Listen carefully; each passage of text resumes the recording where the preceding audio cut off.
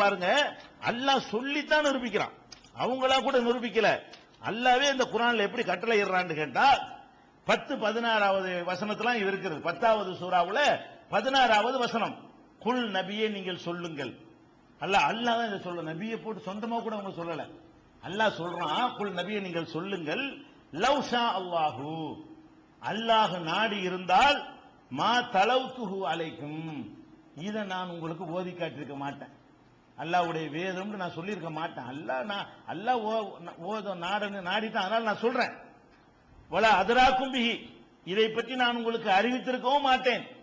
ஃபக்கத் லபிஸ்து ஃபீக்கும் உம்ரம் மின் கப்லிஹி, இதற்கு முன் பல வருடங்கள் உங்களோடு நான் வாழ்ந்திருக்கிறேன். அபலா தாகிலூன், நீங்கள் சிந்திக்க மாட்டீர்களா என்று நபியே நீங்க சொல்லுங்க. அப்ப அல்லாஹ்வே சர்டிபிகேட் கொடுக்கறான், முகமதே உன்னை எப்படி நான் காப்பாத்திட்டு வந்திருக்கிறேன், இறை தூதரா நியமிக்கிறதுக்காக வேண்டி. இறை தூதர்னா நம்புறது கஷ்டம், ஏன்னா இறை தூதருக்கு கொம்பு முளைச்சிருக்காரு. இறை தூதருங்கிறவர் மனித அமைப்பில இருந்து மாறுபட்டவரா இருக்க மாட்டார். இறை தூதர் என்பவர் மனித தன்மை எடுபட்டவரா இருக்க மாட்டார். எல்லா வகையிலும் மனித மாதிரியே இருக்கிற ஒரு ஆளை போய் இறை தூதர்னு சொன்னா எப்படி நம்புவாங்க? நம்ப கஷ்டமா இருக்குமே.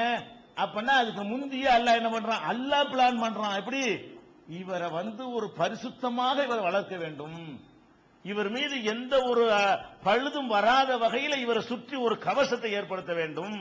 மனிதன் என்ற முறையில என்னென்ன இடத்துல எல்லாம் மனிதன் சருகுவானோ, பண விஷயம், பெண் விஷயம், புகழ் விஷயம், அது மாதிரியான எந்தெந்த இடத்துல எல்லாம் மனிதன் சருகி போவானோ அதுல இருந்ததெல்லாம் இவருக்கு ஒரு பாதுகாப்பு வளையத்தை ஏற்படுத்தி சுத்தமா கொண்டு நிப்பாட்டி, இவரை நான் தூதருங்கிற இதுக்கு மேல என்னடா வேணும், இப்படி ஒரு மனிதன் நடக்க முடியுமா, நடந்திருக்கனா இல்லையா என்று அல்லாஹ் கேட்க சொல்கிறான். அப்ப இந்த நபிகள் நாயகம் ஸல்லல்லாஹு அலைஹி வஸல்லம் அவர்களை பொறுத்த வரைக்கும் அவங்களுடைய வாழ்க்கை இருக்குது பாருங்க, அது இறை தூதர் என்பதை அதுவே நிரூபித்துக் கொண்டிருக்கிறது. எந்த வாழ்க்கை? நபியாக ஆவதற்கு முந்தைய வாழ்க்கை. எந்த வாழ்க்கை நிரூபிக்குது? நபி ஆன பிறகு உள்ள வாழ்க்கை நிரூபிக்கல. 40 வயசுல இறை தூதர்னு சொல்றாங்க பாருங்க, அதுக்கு முந்தி உள்ள வாழ்க்கை. அவர்கள் அப்பழுக்கற்ற ஒரு தூய்மையான ஒரு மனிதர், எந்த ஒரு நோக்கமும் இல்லாதவர் என்பதை என்ன செய்யுது, எடுத்து காட்டுகிறது. முதல்ல அல்லாஹ்விலிருந்து செய்தி வருது. செய்தி வந்த உடனே ஆனா அவங்க அல்லாஹ்வுடைய செய்தின்னு அவங்களுக்கு நம்பிக்கை வரல, பயப்படுறாங்க, நடுங்குறாங்க. வீட்டுல வெடவெடன்னு குளிர்ல படுத்துறாங்க. மனைவி அதை போர்த்தி விட்டு அவங்களுக்கு ஆறுதல் சொல்றாங்க. ஆறுதல் சொல்லும்போது எப்படி சொல்றாங்க தெரியுமா? மனைவி நபிகள் நாயகம் ஸல்லல்லாஹு அலைஹி வஸல்லம் அவர்களுக்கு சொன்ன ஆறுதல் என்ன? அந்த கேரக்டரை வச்சுதான் ஆறுதலை சொல்றாங்க. ஆறுதல் எப்படி? நீ ஒண்ணும் பயப்படாதீங்க அப்படின்னு சொல்லிட்டு போகல. எப்படி ஆறுதல் சொல்றாங்கன்னா, வல்லாஹி லா யுஹ்ஸீகல்லாஹு அபதா, அல்லாஹ் உங்களை ஒரு காலத்திலையும் இழிவுபடுத்த மாட்டான். நீங்க எதையும் பார்த்து பயந்துடல. நீங்க ஏதோ அவங்க ரசூலுல்லாஹ் என்ன நினைச்சிட்டாங்கன்னா, ஜிப்ரீல் அவங்க நினைக்கல. இறைவனிடமிருந்து செய்தி வந்ததை ஏதோ உன்னை பார்த்து நம்ம பயந்துட்டோம் துவக்கத்தில் நினைக்கிறார்கள், நினைத்துதான் பயப்படுகிறார்கள், அதுலதான் விடவிட நடுங்குகிறார்கள். அப்ப ஹதீஜா நாயகி அவங்க ரசூல் ஸல்லல்லாஹு அலைஹி வஸல்லம் நபிகள் நாயகம் அவங்களை பார்த்து சொல்றாங்க, ஏன் அல்லாஹ் உங்களை கைவிட மாட்டான் தெரியுமா? இன்னக தஹ்மிலுல் கல்ல, நீங்கள் சிரமங்களை அடுத்தவருக்காக சுமந்து கொள்கிறீர்கள், அடுத்தவர் கஷ்டத்தை நீங்கள் சுமந்திருக்கிறீர்கள். எப்படி அல்லாஹ் உங்களை கைவிடுவான்? உங்களோட இத்தனை வருஷம் நான் குடும்பம் நடத்தியிருக்கிறேன், அந்த குடும்பம் நடத்தினதுல பார்த்தத மனைவி சர்டிபிகேட் பண்றாங்க. தஹ்மிலுல் கல்ல, பிறருடைய சிரமங்களை எல்லாம் நீங்கள் சுமந்து கொள்கிறீர்கள். தக்ஸிபுல் மஅதூம, இல்லாதவருக்கு நீங்கள் உழைக்கிறீர்கள். ஒருத்தர் இல்லைன்னு சொன்னா அவர் உழைத்துக் கொள்ள வேண்டும். யார் இல்லைன்னு வருகிறாரோ, ஏழையா இருக்கிறாரோ, ஏழைக்காக நீங்கள் பாடுபடுகிறீர்கள். தக்ஸிபுல் மஅதூம வ துஈனு அலா நவாயிபில் ஹக்கி, நல்ல பணிகளுக்கெல்லாம் நீங்கள் அதிகமாக உதவி செய்கிறீர்கள். கொஞ்ச நஞ்சமா நீங்க இருந்திருக்கிறீங்க கடந்த காலத்துல, ஏழைபாளைக்கு உதவி செய்யறீங்க, அடுத்தவங்க கஷ்டப்படக்கூடாதுன்னு, ஏதாவது கஷ்டம் இருந்தா நான் சுமந்துக்கிறேன், நீ கஷ்டப்படாதப்பா அப்படின்னு சொல்லி சமூக சேவை செய்கிறீர்கள். இப்படி எல்லாம் இருக்கிற உங்களை எப்படி அல்லாஹ் கைவிடுவான்? ஒரு மனுஷன் நல்லவனா இருக்கலாம், எங்க நல்லவனா இருக்கலாம்? ஊரே நல்ல ஆட்களா இருந்தா அதுல ஒருத்தன் நல்லவனா வாழ்ற ஆச்சரியமே கிடையாது. ஊர்ல யாருமே புகைப்பிடிக்க மாட்டாங்க, அந்த ஊர்ல ஒருத்தன் புகைப்பிடிக்காம இருந்த பெரிய ஆச்சரியமா? எங்க ஆச்சரியம்? எல்லாரும் பீடி குடிச்சு திரியறான், ஒரு ஆள் குடிக்க மாட்டேங்கிறாரு. எல்லாரும் தண்ணியில மிதக்கிறான், ஒரு ஆள் மிதக்க மாட்டேங்கிறாரு. இது ஆச்சரியம் தானே?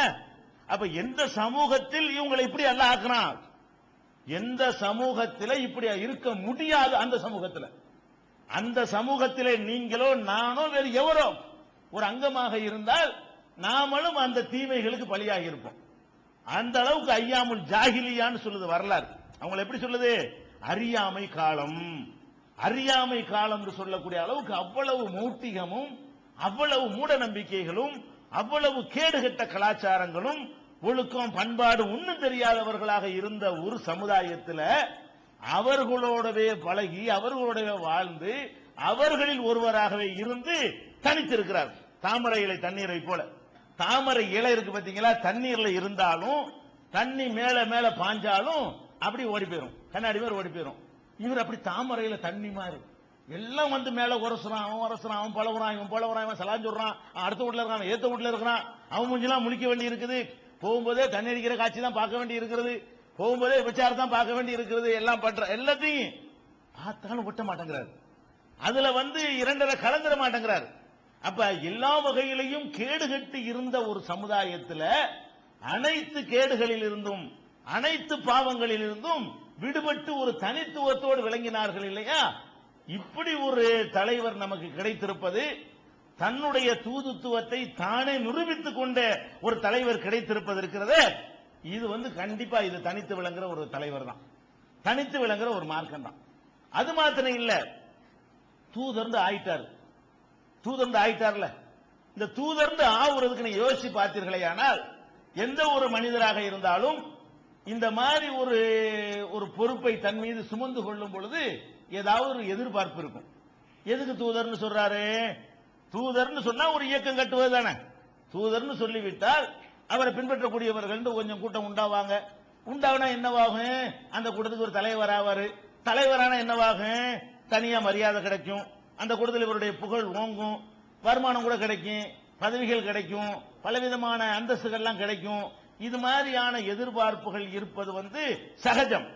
எந்த ஒரு மனிதர் எந்த ஒரு இயக்கம் கட்டுவதாக இருந்தாலும், எந்த ஒரு கொள்கையை உலகத்தில் எடுத்து சொல்பவராக இருந்தாலும், அவருக்கு பின்னாடி ஒரு கூட்டம் திரள்வதும், அந்த கூட்டத்தை வைத்து ஏதோ ஒரு ஆதாயத்தை மனிதன் அடைவதும் வந்து சகஜமானது.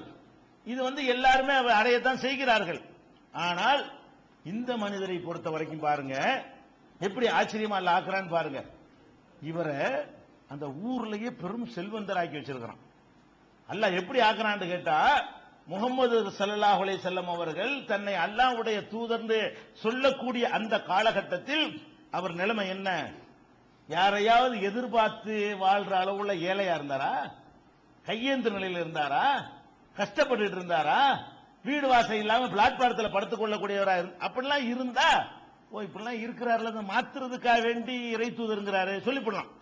அதை மாற்றி அமைக்கிறதுக்காக வேண்டி தெருவில் நிற்கிறார்ல, அப்படி ஒரு கொள்கையை சொல்லி கொஞ்ச நாளைக்கு கொஞ்சம் சிரமப்பட்டோம்னு சொன்னா நமக்குன்னு ஒரு கூட்டம் உண்டாயிரும், நமக்குன்னு சில மக்கள் வருவாங்க, காணிக்கை எல்லாம் வந்து குவியும், அந்த புகழ் கிடைக்கும் என்பதற்காக இவர் வந்து பாடுபட்டார்னு கூட சொல்ல முடியும்.